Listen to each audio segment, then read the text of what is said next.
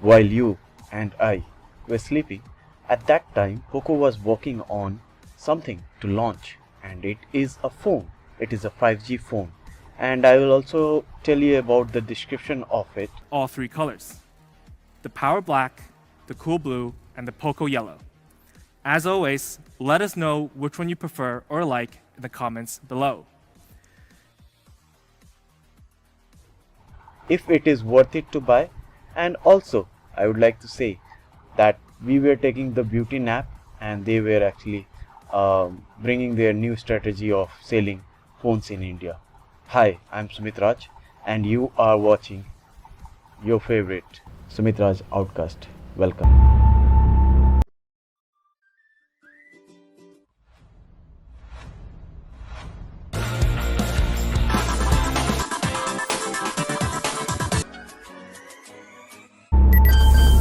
तो चलिए आज हम इसका रिव्यू करते हैं जिसका नाम है पोको M3 Pro। आपको बता दूं कि पोको एक सब ब्रांड है MI का, जिसको कि हम लोग रेडमी या फिर Xiaomi के नाम से भी जानते हैं। और M3 एक्चुअली बहुत बड़ा सक्सेस था पोको के लिए, तो पोको ने इसी पर काम किया है और इस बार पोको ने उसका एक 5G वेरिएंट लाया है जिसका नाम है पोको M3 Pro। अब चलिए हम जानते हैं कि इस पोको M3 Pro में क्या क्या है और क्या ये वर्थ इट है, क्या ये उस लायक है कि हम इसमें अपने पैसे लगाएं और इसको अपने फ्यूचर फ़ोन के तौर पर खरीद सकें।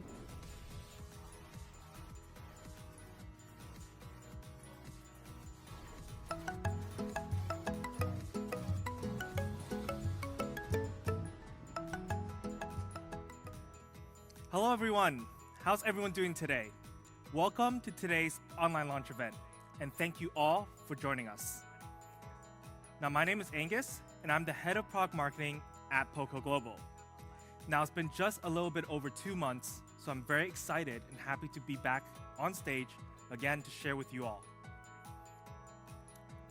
Now let's recap our last launch event. We did launch 2 amazing devices, the Poco X3 Pro and the Poco F3, both flagship performance devices in the 4G and 5G segment. The X3 Pro, saying it gives you flagship grade screen, outstanding performance, and an excellent battery.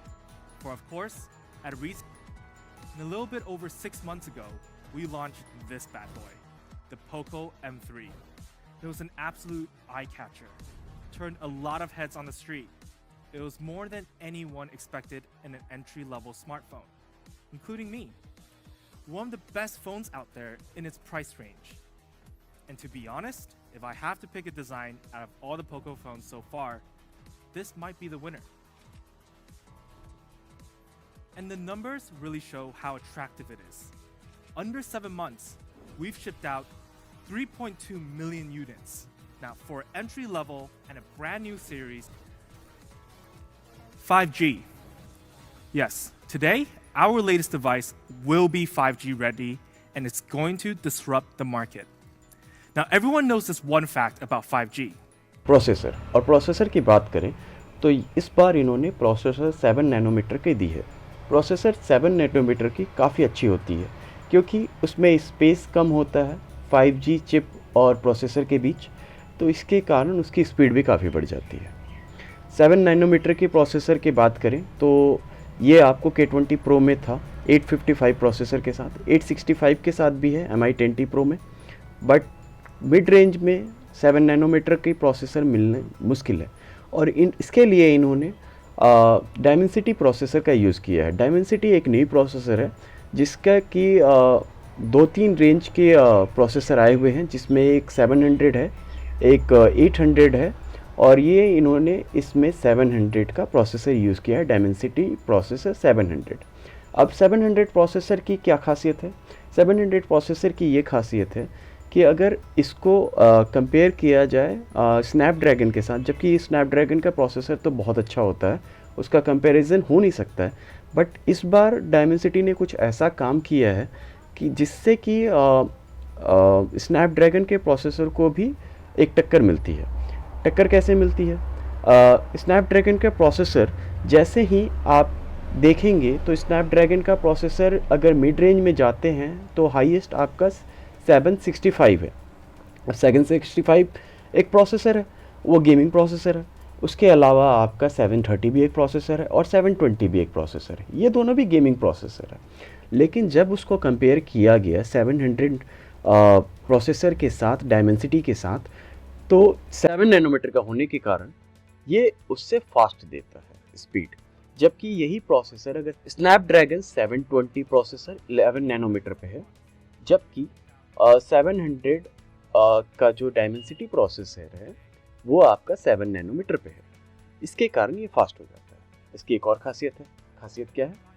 दूसरी खासियत ये है कि ये double 5G processor आपको आपके mobile में देता है, यानी कि आप 2 सिम लगा सकते हैं और दोनों 5G का इस्तेमाल कर सकते हैं। 5G तो अभी इंडिया में आई नहीं है, लेकिन एक ये इनोवेटिव टेक्नोलॉजी है, आगे फ्यूचर को परफेक्ट करेगी। आप अगर आप न्यू मोबाइल लेने सोच रहे हैं, then you can wait for it and you can go for it. तो इसका एक खासियत हो गया कि ये डबल आपको 5G देती है। इसका मतलब ये नहीं कि 4G नहीं चलेगा, इन दोनों पे 4G भी चलेगा, बट 5G का बेसिक रहेगा कि आप दोनों सिम पर 5G लगा सकते हैं। अब स्टोरेज की बात करें तो स्टोरेज इसमें 2 वेरिएंट आती है, एक 4GB और 64GB, जिसका रेट मैं आपको थोड़ी देर बाद रिवील करूंगा, और एक आता है 6GB और 128GB।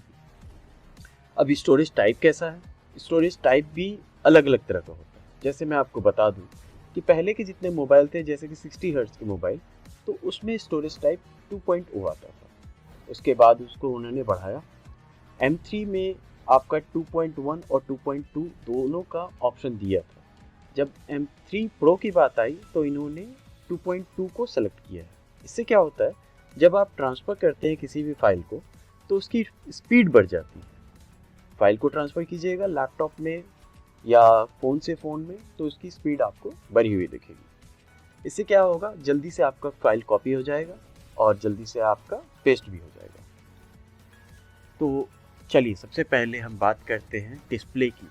तो पोको का दावा है कि अभी तक उसके सारे फ़ोन जो भी आ रहे थे वो या तो 120 पे आ रहे थे या 60 पे आ रहे थे, और इन दोनों के बीच का मिड रेंज का उनका कोई भी फ़ोन मार्केट में नहीं था। तो उनका ये कहना है कि अगर 90 हर्ट्ज़ के स्पीड से, जिसमें कि आज तक वन प्लस अपनी मोबाइल बनाती है, अगर आप लेटेस्ट वन प्लस की मोबाइल देखें 90 प्रो ऑल्सो, तो भी वो 90 हर्ट्ज़ की स्पीड पे ही आती है।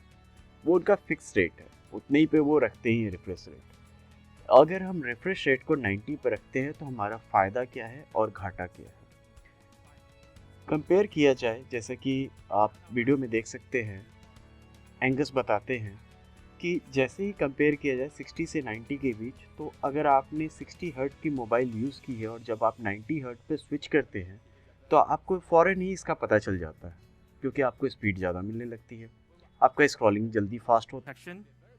And I've got to mention, we have a 360-degree light sensor which automatically detects your lighting environment and adjusts the brightness automatically. Now, that's great for the eyes, and that's great for my eyes. 360 lightning कहते हैं। 360 lightning एक new innovation है जो कि इसके पहले flagship mobile में था, जैसे कि मेरे MI T30 Pro में है, और भी काफ़ी कॉस्टली मोबाइल में था, बट ये फीचर अभी तक मिड रेंज में नहीं आया था। अभी तक हम कंसिडर करते हैं कि पोको M3 Pro एक मिड रेंज है, तो मिड रेंज के हिसाब से इन्होंने इसको इसमें डाला है। अब आपको समझाता हूँ कि ये है क्या चीज़। एक्चुअली जब भी आप अपने मोबाइल को लाइटनिंग में यूज़ करते हैं या फिर अलग अलग लाइट में यूज़ करते हैं, तो पोको की ये मोबाइल अपने आप उस लाइट के हिसाब से आपका स्क्रीन का डिस्प्ले को सेट कर देती है, तो आपको लाइट का ब्राइटनेस कम बेस करने की ज़रूरत नहीं पड़ती। ये चीज़ हो गई।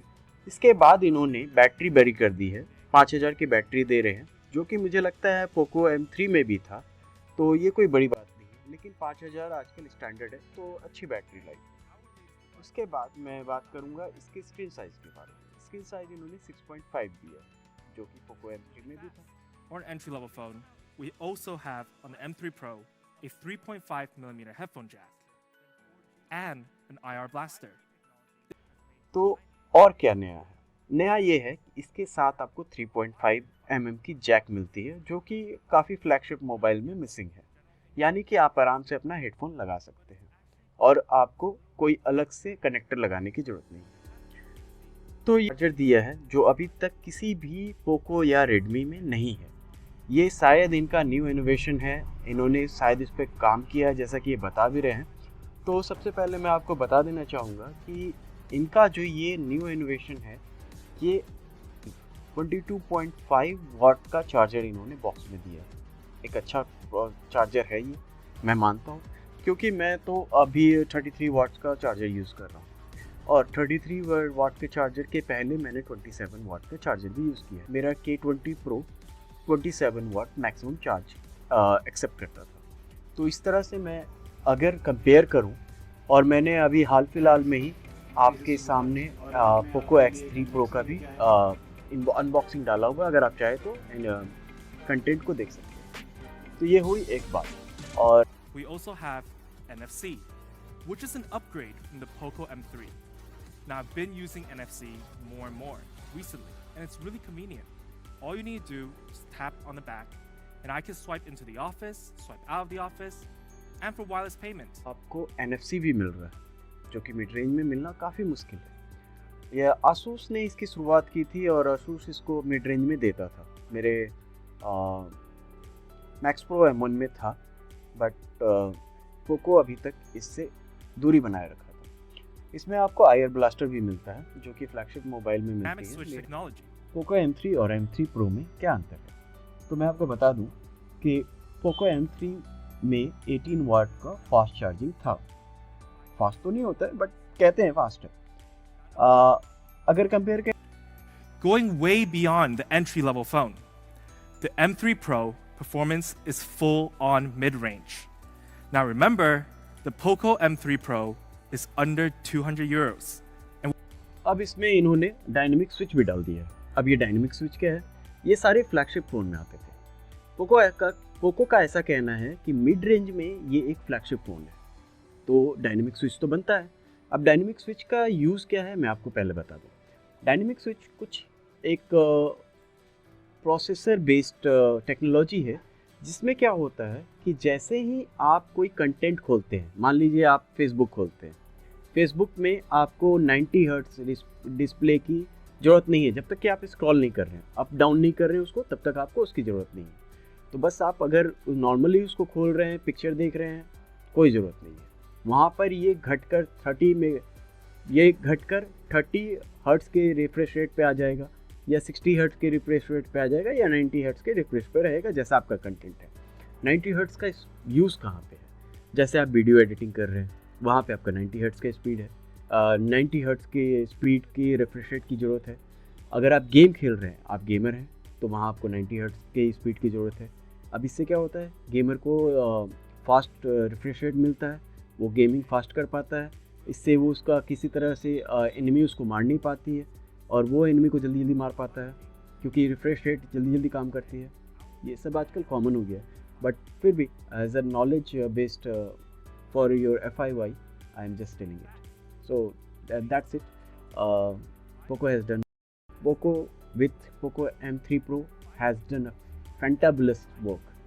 बहुत ज़बरदस्त काम किया उन्होंने, और इतना अच्छा काम किया है कि मिड रेंज में तो तहलका मच जाएगा। बस इस फ़ोन को आने दीजिए। और पोको ने ये भी अनाउंस कर दिया है कि आज से 20 से आपको ये फ़ोन मिलने लगेगा। हमारे इंडियन वेबसाइट पे इन्होंने इसको लिंक किया है इस बार अमेज़ॉन के साथ, जबकि चाइनीज़ में इन्होंने इसको लिंक किया है अलीबाबा के साथ। तो आप amazon.in पे जा सकते हैं, वहाँ देख सकते हैं। फ़ोन ऑलरेडी लिंक दिखा रहा है, बट उसका लॉन्च डेट अभी आया नहीं है। तो let's hope for the best, और जल्द से जल्द ये फ़ोन आए इंडिया में, और इसका रिव्यू हो, इसके बारे में और जानकारी मिले, तो मैं आपको इसके बारे में और बता पाऊँगा। Let us talk about the difference between HD Plus and FHD Plus. So this screen is actually an FHD Plus. एक FHD Plus स्क्रीन है ये। FHD Plus क्या होता है, जब आप उसका रेजोल्यूशन 1080 पिक्सल कर देते हैं तो वो FHD प्लस में चला जाता है, यानी कि फुल HD प्लस। जबकि HD प्लस इज़ 720 पिक्सल, वो उतना ही तक सीमित रह जाता है। तो जब आप कोई भी वीडियो अगर हाई रेजोल्यूशन पे देखना चाहते हैं तो आपको FHD प्लस स्क्रीन चाहिए होती है। FHD प्लस स्क्रीन की ये भी खासियत होती है कि आप उस पर जब किसी ब्लैक नहीं, उसकी ये भी खासियत होती है कि उसको अलग से कभी कोई कलर को ब्लैक नहीं करना पड़ता है, वो अपने आप अपना ब्लैक को एडजस्ट कर लेता है। उसके अलावा बाकी सब कुछ सेम होता है, बट ये रेजोल्यूशन है कि काफ़ी अच्छी बढ़ जाती है। So let's talk about the camera. So back camera off this M3 Pro is 48 megapixel, और 48 मेगापिक्सल के साथ ये एक डेप्थ सेंसर कैमरा भी दे रहे हैं, और साथ ही साथ आपको माइक्रो कैमरा भी दे रहे हैं।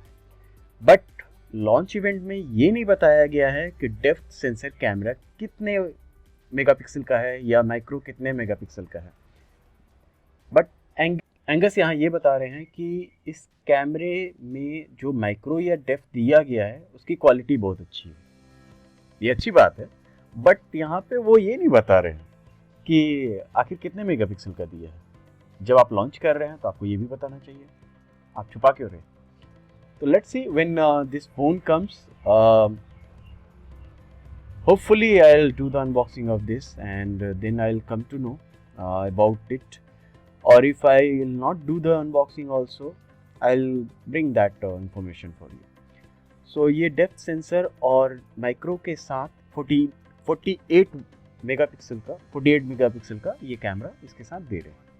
अब 48 मेगापिक्सल का कैमरा का क्या खासियत है या क्या डीमेरिट है या क्या मेरिट है, इसके बारे में बात कर लेते हैं। तो जैसे कि मैं आपको अभी कुछ दिन पहले, अगर आप मेरी अनबॉक्सिंग देखे होंगे या नहीं देखे होंगे तो आप लिंक में देख सकते हैं कि मैंने X3 Pro का अनबॉक्सिंग किया था। X3 Pro में और X3 में भी एक अंतर था। X3 जब पोको की X3 आई थी तो उसमें 64 मेगापिक्सल के कैमरा दी गई थी, मेन कैमरा, जबकि X3 Pro में उसको घटाकर 48 मेगापिक्सल का कर दिया गया था। तो सेम वही सेंसर लेकर, वही सेम कैमरा 48 मेगापिक्सल का लेकर इन्होंने M3 Pro को लॉन्च किया है। तो कैमरा इनका 48 मेगापिक्सल का है, इसका मतलब ये नहीं है इसमें पोर्ट्रेट नहीं है, इसमें पोर्ट्रेट है, इसमें आपका 360 पैनोरामा है, प्रो मोड है, तो इसमें ISO वगैरह का भी एबिलिटी होगा। और जैसा कि वीडियो में दिखता है कि कैमरा क्वालिटी अच्छा है, बहुत अच्छा तो नहीं कहूँगा मैं, क्योंकि 48 मेगापिक्सल का कैमरा मैंने यूज़ किया है K20 Pro में, और K20 Pro एक हाई लेवल की फ्लैगशिप मोबाइल थी, तो उसका कैमरा क्वालिटी बहुत अच्छा था। X3 Pro को भी मैंने अनबॉक्सिंग किया है, उसका भी कैमरा मैंने देखा है, वो भी काफ़ी अच्छा है। 64 मेगापिक्सल से कंपेयर करना बेकार है, बट 48 के हिसाब से बहुत अच्छा कैमरा है, इसमें नो डाउट। अब चलिए प्राइस की बात कर लेते हैं। पूरे लॉन्च में MI पोको ने बहुत अच्छी तरीके से सैमसंग को धोया है। वो बार बार सैमसंग से अपने फ़ोन को कंपेयर किए हैं, और फ़ोन का कंपेयर करने के साथ उन्होंने ये भी बोला है कि सैमसंग अपने कस्टमर को लूट रहा है। सरकास्टिक कमेंट्स किए हैं, जैसे कि So when you compare it to a 60Hz device, for example the Samsung A42 5G, it's a mid-ranger, but we've got a lot more options and it's just really smart. A must-have feature once you equip high refresh rate. And we compare to the 5G mid-rangers, well, we're almost half price against the Samsung and Oppo. Similar specs, but at almost 50% cheaper. In global event Poco ने इसका price काफ़ी competitive रखा है, और जैसा कि अभी हमें देखने को मिलता है कि 64 GB का प्राइस इन्होंने €159 रखा है।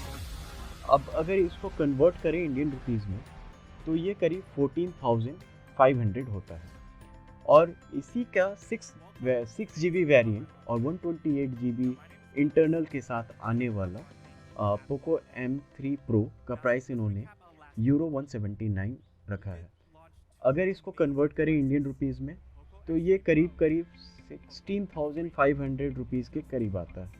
सो काफ़ी अफोर्डेबल प्राइस है, पॉकेट फ्रेंडली प्राइस है। और अब मैं अपना फाइनल वर्डिक्ट देता हूँ कि क्या आपको ये फ़ोन ख़रीदना चाहिए। अगर आपको एक फ़ोन की रिक्वायरमेंट है, आपका बजट टाइट है, तो आप इसके लिए जा सकते हैं। क्यों जा सकते हैं? क्योंकि सैमसंग अपने फ़ोन लाते हैं बट उनका बजट काफ़ी हाई रहता है, फ्लैगशिप आपको नहीं मिलती है, आपको 90 हर्ट्ज़ का डिस्प्ले मिल रहा है। So talking about the summary, जल्दी से समरी कर लेते हैं इस फ़ोन में आपको क्या क्या मिलता है। FHD प्लस मिलता है आपको। FHD प्लस के डिस्प्ले के साथ 6.5 इंच की डिस्प्ले मिलती है, बड़ी डिस्प्ले है। 5000 mAh की बैटरी मिलती है, यानी बड़ी बैटरी है। आपको 2.2 का स्टोरेज कंटेंट मिलता है, जिससे कि आप फाइल को जल्दी जल्दी ट्रांसफ़र कर सकते हैं। इसके बाद 48 मेगापिक्सल का कैमरा मिलता है, मेन कैमरा, जो कि आपका जो फ़ोटो क्लिक करने की कैपेबिलिटी है उसको बढ़ा देता है और उसके कंटेंट को भी रेजोल्यूशन के हिसाब से अच्छा रखता है। अब डेप्थ सेंसर की बात करें, डेप्थ सेंसर है इसमें। डेप्थ सेंसर का यूज़ क्या है? पोर्ट्रेट फ़ोटो आपको यूज़ करने के लिए देता है ये। आप पोर्ट्रेट फ़ोटो यूज़ कर सकते हैं, बैकग्राउंड ब्लर कर सकते हैं। उसके बाद माइक्रो भी दिया है इन्होंने। माइक्रो का क्या यूज़ है? आप छोटे से छोटे चीज़ को माइक्रोस्कोपिक करके देख सकते हैं, ये एक अच्छी बात है। अब बात करें इनका इनोवेशन का। इनोवेशन इनका क्या है? इन्होंने 360 लाइटनिंग का दिया है। 360 लाइटनिंग क्या है? 360 लाइटनिंग क्या होता है? जब आपका किसी भी सिचुएशन के हिसाब से लाइट एडजस्ट करने की आपको ज़रूरत नहीं पड़ती है, ब्राइटनेस अपने आप एडजस्ट हो जाता है।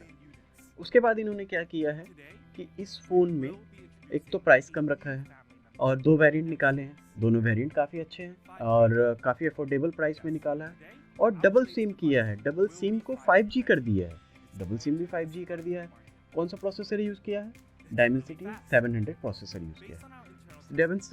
डायमेंसिटी 700 प्रोसेसर को इन्होंने किससे कंपेयर किया है? अपने ही फ़ोन से कंपेयर किया है। 720 के फ़ोन से कंपेयर किया है, जो कि इनके M3 में था। पोको M3 में जो प्रोसेसर था उससे कंपेयर करके उससे स्पीड बढ़ा दिया है इन्होंने। अब ये हो गया 720 जो आता है आपका स्नैपड्रैगन पे आता है। स्नैपड्रैगन आज तक पोको यूज़ कर रहा था, लेकिन एक नई रिकॉर्ड की बात हो गई कि पोको ने उसको छोड़ दिया और उसके बाद इस पर आ गए इन्होंने। डायमेंसिटी प्रोसेसर को ये बढ़ावा दे रहे हैं। बाकी बहुत सारे प्रोसेसर डायमेंसिटी यूज़ किया है, रेडमी ने यूज़ किया है, MI ने यूज़ किया है, बट पोको ने अभी तक यूज़ नहीं किया था, तो पोको ने इसमें यूज़ कर दिया। स्टोरेज कैपेसिटी बढ़ा दी है। स्टोरेज कैपेसिटी के बात करें तो एक्सपेंडेबल भी है ये। एक्सपेंडेबल आप इसको 1 TB तक कर सकते हैं, तो ये एक अच्छी बात है कि इन्होंने इसमें माइक्रो SD लगाने का जगह दिया है, वरना सारी फ्लैगशिप में तो इन्होंने हटा ही दिया है। और अगर मैं FHD प्लस की बात करूं, इट्स ऑलरेडी देयर, बट ये जो इनका इनोवेशन है 360 डिग्री लाइट व्यू, NFC और हेडफोन जैक, जो आजकल काफ़ी फ़ोन्स में मिसिंग है, तो इसके लिए आप जा सकते हैं।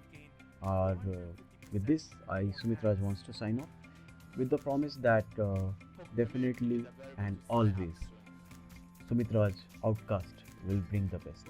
So wait for my next video. का ख्याल रखें, अपने घर वालों का ख्याल रखें, कोरोना से बचें और वैक्सीनेशन ले। Get vaccinated and get protected. Sumit Raj is signing off. Take care, bye bye, and hope you like this launch event. A new kind of video I have bought for you, and definitely subscribe it, carry on further. आगे भी इस तरह के videos आपको मिलते रहेंगे. Sumit Raj is signing off. Take care. Bye bye.